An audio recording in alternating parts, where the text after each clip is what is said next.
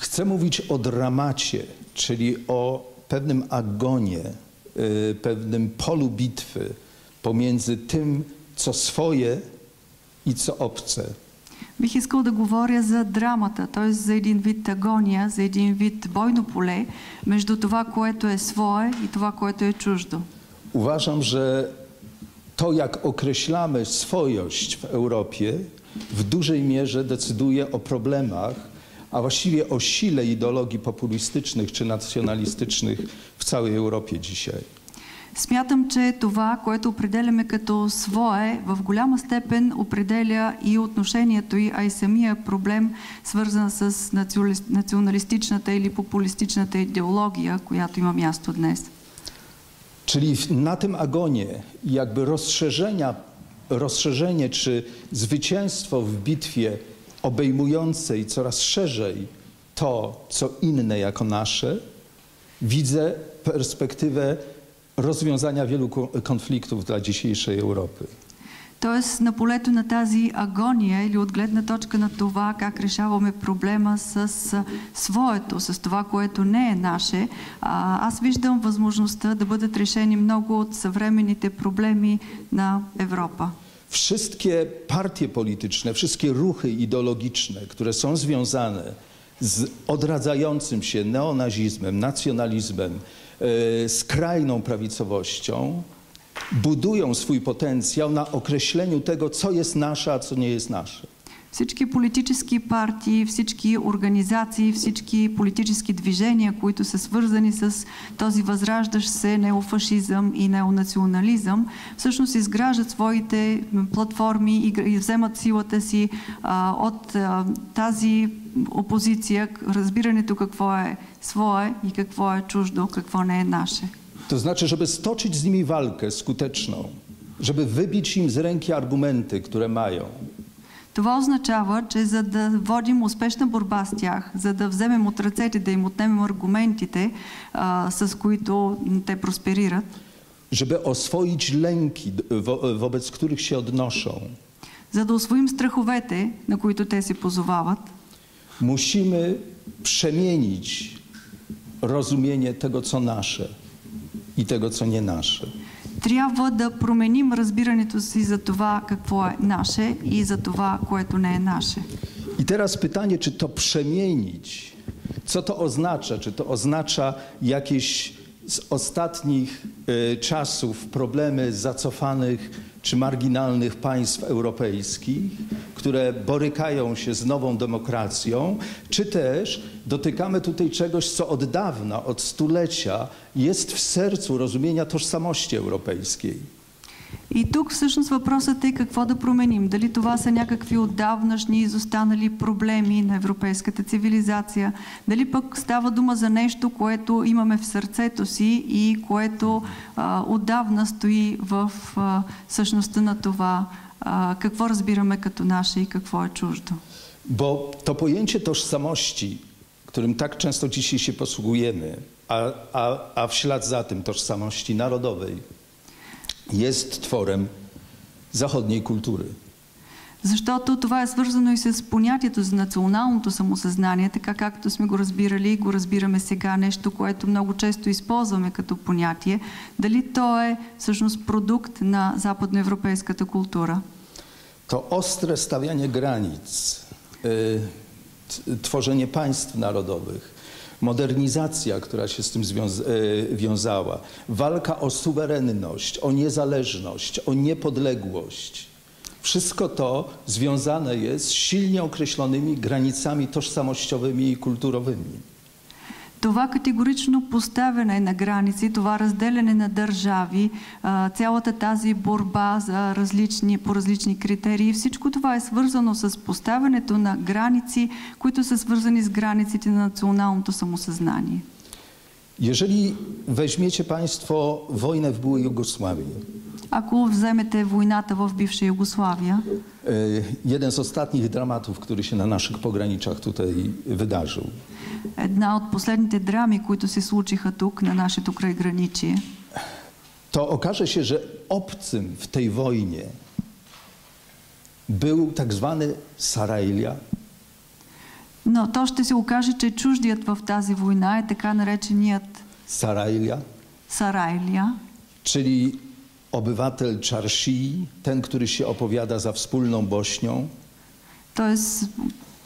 живеещият на чершията, този, който се изказва в полза на обща, на съвместна Босна.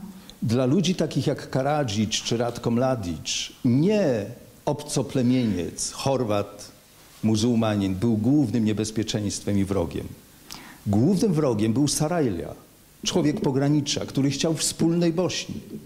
За хора като Караджич, например, не чуждият е този, който е някакъв противник и който е враг или опасен. Врагът е този като Сарайлия, който се изказва за единна Босна. I wtedy, kiedy Europa ingerowała w ten konflikt, tak? Kiedy Lord Owen rysował granice, jak podzielić Bośnię, nie było nikogo w przestrzeni europejskiej, żeby obronić Sarajlię. To są ludzie, ci, których nazywamy Sarajla, najwięcej przegrani w tej wojnie i może najbardziej opuszczeni przez Europę. Nie w samym kontekście jugosłowiańskim, ale oni nie byli słyszalni, ich głos w ogóle nie był słyszalny na forum europejskim. И когато Европа се намества в конфликта, когато Лорд Оуен рисува границите, така как да бъде поделена Босна, няма кой да защити Сарайлия. И всъщност проблема е не толкова в това, което се случва в Югославия и че там се наместват чуждите, а това, че гласовете, които би трябвало да се чуят там, са нечуваеми. Няма кой да ги чуе, не ги чуват. To ma swoje konsekwencje. И това има своите последствия. My dalej nie potrafimy i widzę w tym źródło, nie ekonomiczne, nie żadne inne, że my nie potrafimy ciągle myśleć o Europie jako projekcie kulturowym. И мисля, че в това се състои проблема и сега, защото ние продължаваме да не мислим за Европа като за културен проект. Не става дума за икономика или за политика. Ние продължаваме да не мислим като за културен проект. Czyli możemy tworzyć wspólnotę węgla i stali, możemy tworzyć projekt polityczny. Natomiast z tworzeniem wspólnoty kulturowej w Europie mamy wielki problem. Тоест може да създаваме общност, свързана с общи залежи и въглища или стомана. Може да създаваме политически организации, но имаме проблем с създаването на общокултурна Европа. I na koniec już na krótko ten mój utopijny projekt, o którym myślę, to jest coś, co nazywam Ksenopolis. И накратко, накрая, за този мой утопичен проект, който аз наричам Ksenopolis. Czyli myślę o wspólnocie ludzi przyszłości, która będzie żyła, których życie nie będzie wokół metropolis, kosmopolis, megapolis, a ustawi jakby w centrum Ksenos, czyli innego, гръцкиго инnego. Тоест, със смисъл за бъдещето, в което хората ще живеят не около мегаполис, например, или космополис, а ще живеят около ксенополис, поставяйки в центъра ксено, което от гръцки означава друг, чужд. Co ciekawe, i to jest bardzo często w tym momencie przekraczania, że takie idee pojawiają się w czasach trudnych, tragicznych właściwie, bo to jest dosyć paradoksalne, że oni formułowali te idee w momencie, kiedy Hitler obejmował władzę w Niemczech. И нещо, което е интересно, такива идеи се появяват във времена, които са трудни, които са много тежки моменти на някакви кризи.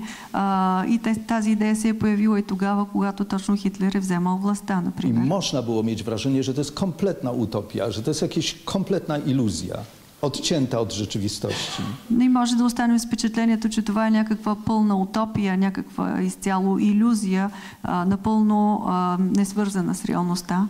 Ale mijają lata, mijają dekady, a powracamy do tej myśli i ona coraz ważniejsza i coraz bardziej oczywista się dla nas staje. Но минават години, минават десетилетия, ние все по-често започваме да се връщаме към тази мисъл и тя става все по-реална за нас.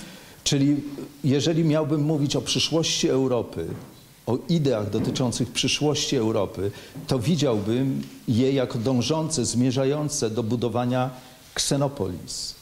И ако трябва да говоря за идеята за бъдещето на Европа, ако искам да създам някаква визия, свързана с тази идея за бъдещата Европа, то аз я виждам именно като Ксенополис. Темата Borderland се появява в няколко филма, обикновено в жанра на хорър стори. Borderland, значи пограничните зони на културата са обикновено се мислят като място на безвластие, на някакви ужаси се случват, престъпления и така нататък. Много игри такива има също. Запитах се защо така границата е място на ужас и място на страх. Вероятно, то ни обяснява и защо днеска има този обрат на Европа към търсене на едни национални граници, пак едни твърди идентичности и така нататък. Може би твърде много се разхлабиха наистина очертанията на общностите, в които живееме, което предизвика обратна реакция на махалото, за съжаление. По повод на идентичност и чуждост, това са диалектично свързани понятия. Няма идентичност без другост. Някой трябва да е друг, различен от нас, за да бъдем и ние себе си. И сега въпрос е как се прокарват тези граници между нас и другите. В историята това имаме движение, нали, между политически граници, каквито бяха границите между националните държави. Върха на този национализъм беше комунистическата диктатура, разбира се. И след което движение към едни, в кавички казвам, естествени граници между, да кажем, роми и българи. Естествено. Те са други от нас, те са непоправими, те са генетически различни, най-различни глупости такива, които прокарват нови граници. Тоест, какво се случи тук последните 30 няколко години, които наричаме новата глобализация? Изчезнаха изкуствените политически граници, мислихме си, че света ще стане едно, че всички някакси ще бъдем едно човечество. Оказва се обаче, че прав беше Етиен Балибар, който каза, все повече и повече граници се появяват в хода на тая глобализация. Граници между етноси, между идентичности, между религии, между каквото се сетите. И сега, нали, между полове също. Между полове, каквото можем да измислим. Защо е така? Вероятно има някаква добавена стойност на идентичност в това да прокараш граници около себе си. Ние правихме едно изследване с Мила, която е тук, преди 15 години. Обикаляхме по граничните райони на България. Точно малко беше преди падането на граничния контрол при влизането в Европейския съюз. Оказва се, че тези населения, които живеят там, те печелят от това, че са различни от съседите. Те печелят от това, че тук е малко по-евтино, там малко по-скъпо. Тук има едни неща, там има други неща. В момента, в който изчезнат границите, изчезва и поминъка на много от тия населения. В границите има някакъв ресурс.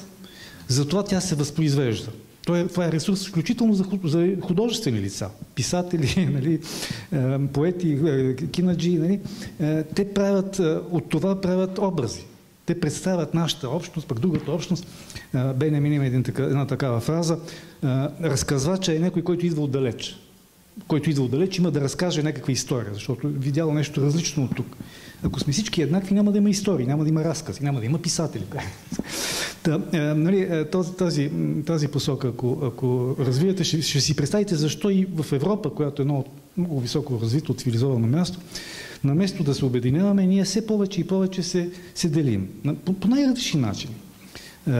Едните са в Шенген, другите не са в Шенген. Едните са в еврото, другите не са в еврото. Сега в момента, къде са границите на Европа? Доскоро границите на Европа беше Русия. Сега се оказа, че и Турция. Сега, всеки момент, граница ще бъде Обединеното кралство. Може би Полша в един момент ще се окаже на границата на Европа. Не знам на къде вървят нещата там. Унгария и така нататък. Значи, изключително постмодерно, странно пространство с безброй граници в него. То прилича от антропологическа гледна точка на едни общества, които се наричат сегментарни. Сегментарни са обществата без централна власт, като да кажем бедуините в пустините на Сахара, които се обединяват по някакви поводи срещу общ враг, после се скарват, почват да воюват помежду си и така непрекъснато в различни констелации. Представете си Европа, ще видите, нали, непрекъснатата преформулиране на съюзите, преформулиране на общите действия. И сега само последно, тая тема наше, кое е наше и защо трябва да има наше. Това е пряко свързано с темата солидарност, която нашия гост много правилно, много е важна темата. Ние сме готови да бъдем солидарни с тези, които са като нас. Защо е така?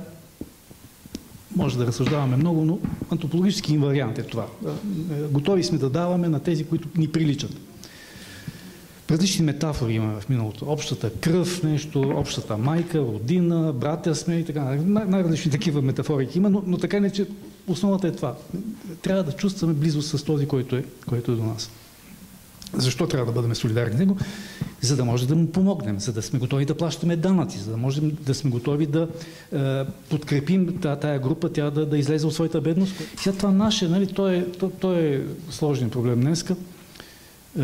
Сега, в какъв... Ще дам един пример, който съм дал и друг път. Бях веднъж в един гръцки ресторант в Париж.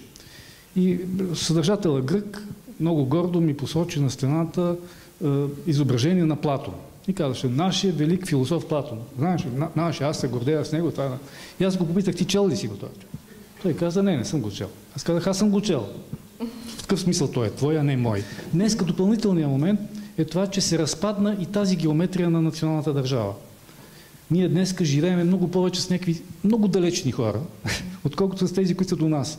Съседите, за които вие говорите, физическите ни съседи, какво общо има с тях? Аз всеки ден отварям интернет и следя американската политика. Вълнувам се от това какво ще ми каже там Сет Майер, примерно за Тръмп. Нали? Ще се смее и така. С другия ми съсед пък той работи за някой в Австралия. Там работи, плаща си данъците, кой знае къде, може би никакви данъци не плаща, няма нищо общо с България. Тоест, това разпадане, това фрагментиране на самото пространство, голям проблем за тази емоционална общност, която би трябвало да предполага, да произвежда някаква солидарност и може би изчезването на това усещане за солидарност може би се дължи именно на този разпад. Тези от вас, които говорят полски в залата, го правят, може би не си дават сметка за това, че всеки път, когато когато Кшиштоф се обръща и казва вие, това, което ние превеждаме като вие, всъщност думата е панство. Това означава това са господа събрани заедно. Това е група и то няма пол в него. Това са и мъже и жени заедно. И в един момент, когато той каза вие, тогава е важно дали той или другия, как се чувства, на полски това звучеше дали той или тя. И всяка тази дума е в уважителна форма, в уважителна форма и е с пола на човека, че говори за госпожата или господина. Тази езикова отпечатаност на, как да кажа, на една дистанция към другия ми напомня за едно наблюдение пък на други, тук свършвам с литературните аналогии, на друг любим автор, нашия съвременник, руският писател Анатолий Карелев, който струва ми се, че в романа Главата на Гогол развива в една малък епизод допускането, че думата достоинство и както в нашия език, така и в руския, е свързана с думата дистанция.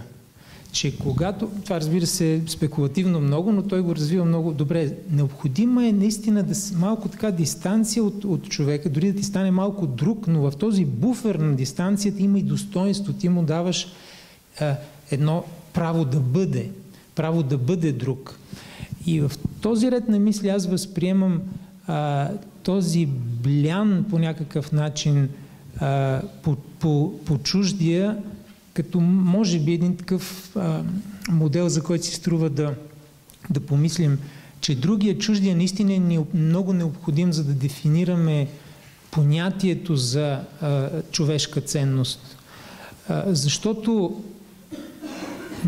не е ли единствената възможност една многобройна общност да бъде еднакво уважителна към всички свои членове и помежду си да търси някаква справедливост на общуването, единствената възможност не е ли да се отнасям към непознатия и към чуждия през образа на някакъв идеален друг, към който по принцип аз смятам, че ще се отнасям като към съвършен, да го кажем, достатъчно добър, че да бъде приет в обществото на междузвездни или други народи и през този образ аз да сравнявам другия, а не да го сравнявам всеки един от вас с себе си, защото тогава наистина ще настъпи някакъв разпад. Аз не мога да сравня себе си с всеки един друг или какво да искам той да загуби своето културно различие или да смени косата си. Но ако аз сравнявам всеки един или го виждам през образа на един друг, когото аз по принцип приемам и уважавам, тогава има някаква възможност за този универсализъм, който очевидно ни липсва сега.